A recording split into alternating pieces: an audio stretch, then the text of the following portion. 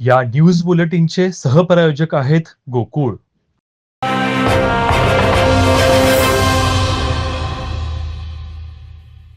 प्रयोगशील शेतकरी कार्यकर्ते साहेबराव करपे यांच्या स्मृतिदिनानिमित्त शरद जोशी शेतकरी संघटना वतीनं विविध मागण्यांसाठी साबळेवाडीत एक दिवसाचं लाक्षणिक उपोषण आंदोलन करण्यात आलं.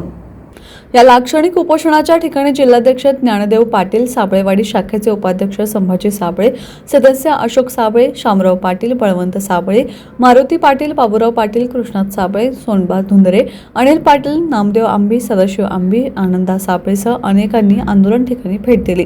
तानाजी पाटील, रणजित पाटील, राजेंद्र पाटील, विलास पाटील, बैजू पाटील, सर्जेराव पाटील, बाळासो पाटील, साबळेवाडीतील आणि पंचक्रोशीतील शेतकरी, शिवाय येवलूज येथील शेतकरी संघटनेचे अध्यक्ष युवराज नाईक, त्यांचे समर्थक माखरेगावचे रवी सातपुते, कुडित्रे शाखेचे अध्यक्ष संभाजी चौगुले, विलास पाटील, खुपिरे शेतकरी संघटनेचे कुंडलिक केंबळेकर, पांडुरंग शिंदे, कृष्णात भाट, गर्जन मांढरे, शेतकरी संघटना अध्यक्ष बाळ नाईक आदी उपस्थित होते. आंदोलन स्थळावर साबळेवाडीच्या सरपंच ज्योती आंबी, मोहन गडकरी यांच्यासह स्थानिक तरुण महिला बचत गटाच्या पदाधिकाऱ्यांनी भेट देऊन आपला पाठिंबा व्यक्त केला.